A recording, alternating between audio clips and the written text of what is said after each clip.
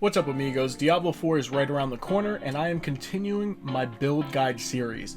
This will be the third and last rogue build in this pre-release series. I'll be releasing another set of videos for a different class for the next 3 days. As always, if you guys are interested in more Diablo 4 content, hit that like button and subscribe. I appreciate every one of you. So today we have my Northern Lights Barrage build. So when the rogue was announced, I thought it was really cool that we could play a hybrid character, both range and melee, but when we finally got our hands on the beta, it seemed like it was going to be really hard to do, and it certainly was. But I think I found a great balance to make a hybrid build viable towards mid and end game. This build revolves around double dipping 2 imbuements, both of which will be great for AoE and single target, especially in combination with one another. So starting off with our basic skill, we're going to be running Blade Shift. This will be our one and only melee ability, aka our Cutthroat. Blade Shift is unique for its minor defensive ability, allowing you to freely move through enemies for 3 seconds, which means no collision.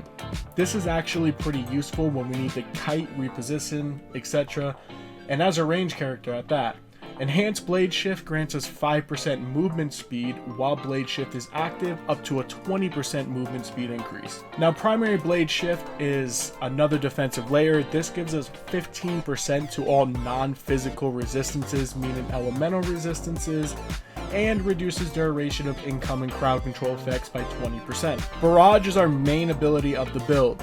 It's another unique skill. Unlike other range skills where you want to be at a distance, Barrage is much better the closer you are to an enemy. So even though this counts as a marksman skill, we're almost always in melee / close range, so we have multiple scaling opportunities with this ability. Barrage is a very high hitting attack because of the shotgun potential, and what I mean by that is the closer you are, the more chance of that one target taking the entire barrage attack, which is 5 arrows. So enhanced barrage gives us a ricochet chance of 100% for arrows that damage a vulnerable enemy, or if we crit that enemy. What's really cool about this is we also run improved barrage, which every third cast of barrage makes the enemy vulnerable for 2 seconds. So this has a lot of AoE potential. It has a lot of potential to spread the vulnerability status effect to every mob around you. So moving on to our other skill, Concealment. Now Concealment is another defensive layer. This is our oh shit button. We ninja vanish, we gain stealth for 4 seconds, making us unstoppable, which just means that we're immune to CC.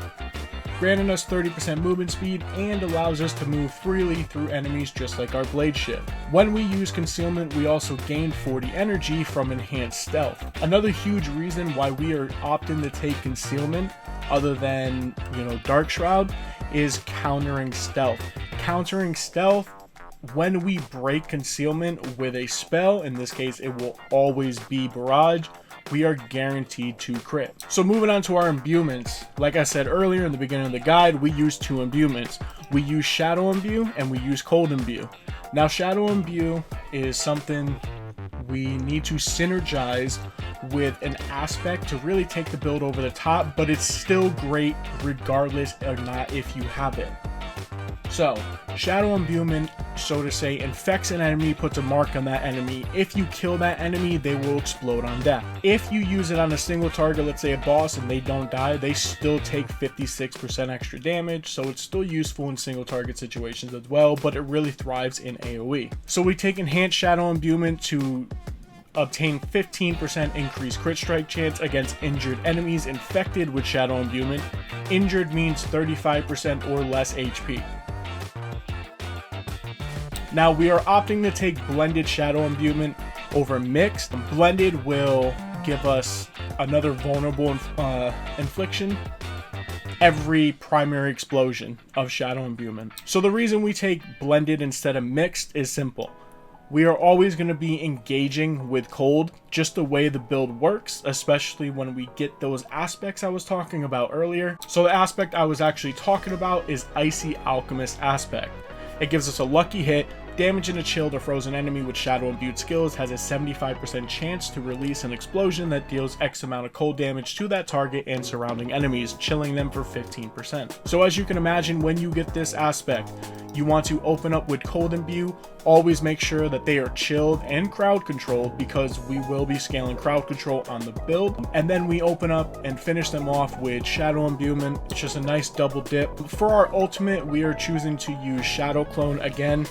I am a big fan of shadow clone, especially for melee like builds. It's great for melee builds, melee rogue builds that is, and that's mainly because of the AoE and in this case the extra shotgun chance.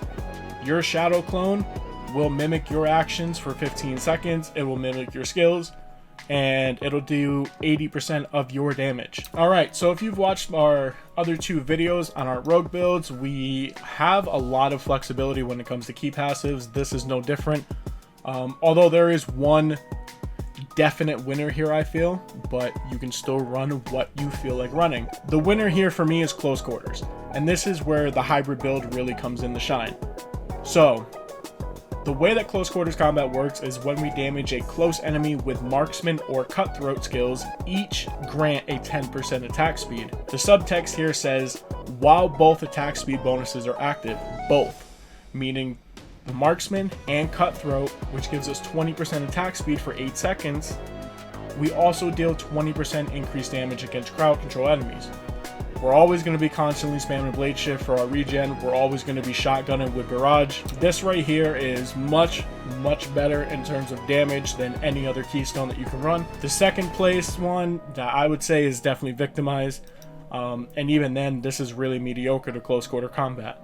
All this is gives us a lucky hit, up to a 30% chance to cause an explosion, dealing 23% of original damage to them and surrounded enemies. It's just more explosions. That's all it is. So real quick, let's talk about the pros and the cons. For the pros, this build has amazing AoE, and that's even without the aspects. With the aspects, you're going over the top. We also have amazing single target, especially with the shotgun potential. We have just AoE and single target clone damage. I mean, it's just overall great damage potential. I feel like because of the barrage, because of the shadows, because of the double imbue, it's going to be a super fast leveling build. I always think that it's a pro when you have keystone flexibility. It gives you options, and speaking about flexibility, you do have skill flexibility. Also, if you don't like Conceal, you can run Dark Shroud, especially if you're running hardcore. We have a lot of endgame scaling. Now this is going to be a pro and it's going to be a con. I think having the mobility is also a pro. It isn't needed, especially since we're not going to be moving a whole lot, but it's there if we need it. It's there. We have a lot of CC, and that's weird to say because the last two builds we have had 0. And that's all because of cold imbue. And because of cold imbue and shadow imbue, we have multiple sources of vulnerability. We're going to be spreading it like crazy. We don't have to really bleed out on vulnerable status. Now let's talk about the cons. So one of the biggest cons that people are going to say is, since it's a close range build and it's a hybrid, they're going to classify as a melee build. Another channeled skill, quote channeled skill. It feels like the animation is very clunky with some skills. You can't help it. Sometimes you can cancel it. Again, don't know if it's a bug. Even though we have defensive options through the passes and stuff, it still feels, it's gonna feel squishy. The aspects that I've recommended in the written guide, target those, they will help. We get some early on. Skill management, that's gonna be another big con for a lot of people because of the rotation, having to open up with cold, closing with shadow, attacking twice, and then blade shifting twice, and just the whole hassle of rotations is not for everybody. To push the build to the next level, we really have to RNG the Icy Alchemist Aspect.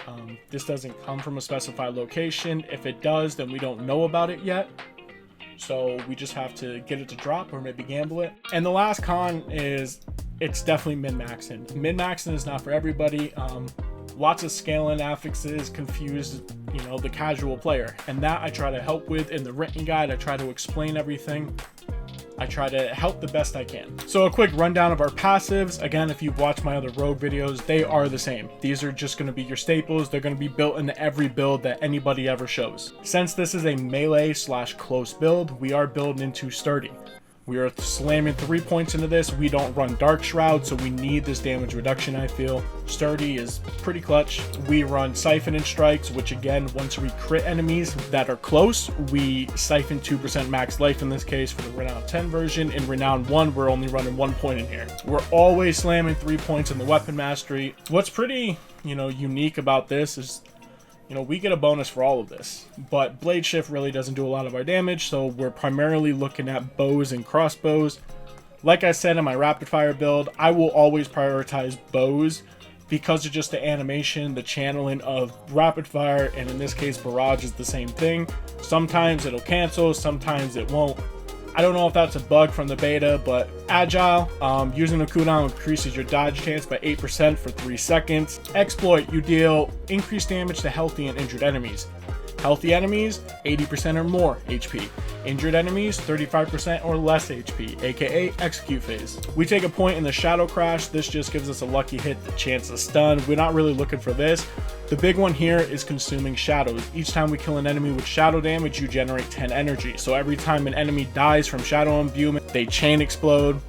We kill 10, 15 mobs, we gain 150 energy potentially. This is super, super strong. We take 3 points in the precision imbuement. So let's talk about this real quick. We are going to have a lot of uptime, pretty much indefinitely if you play this right with the rotation. There is a little set rotation that you should follow. Imbue will always imbue 2 skills. So what we're going to do is we'll pop Cold Imbue first. We'll use 2 barrages. We will then use 2 to 3 blade shifts. We will then pop another imbue, rinse and repeat, and our other imbue will be off cooldown. Imbues only have a 13-second cooldown. If you play it right, you will always have them up, which means we'll always have 9% increased crit strike chance for our barrage. We take Frigid Finesse, which deals 15% increased damage to chilled enemies. This bonus increases to 30% for frozen enemies. So real quick, the way that I read this, because I didn't get a chance to test this in the betas, the way that I read this is per hit. We chill enemies for 30% per hit. Hopefully when they reach 100% chill effect, we freeze them. If not, then the only possible way we can freeze is with blended cold imbuement, and this is off a lucky hit, and I just do not think this is great. For cold imbuement, we run the enhanced one, which is our third source of vulnerability. But I opt to use mixed cold imbuement because cold imbued skills deal 20% damage to crowd controlled enemies, which is going to be instantly active when we hit with cold imbued skills, because we are always going to be chilling them on hit. So hopefully it works that way. I know it's funny to apply some sort of logic to a Blizzard title. I get the irony, but hopefully that's how it works.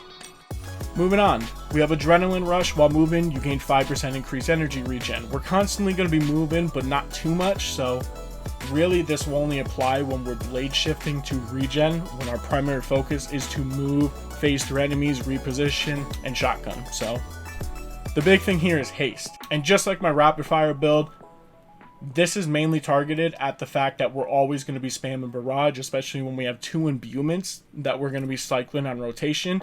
So we're always trying to hit this 15% attack speed, but it's not going to be 100%.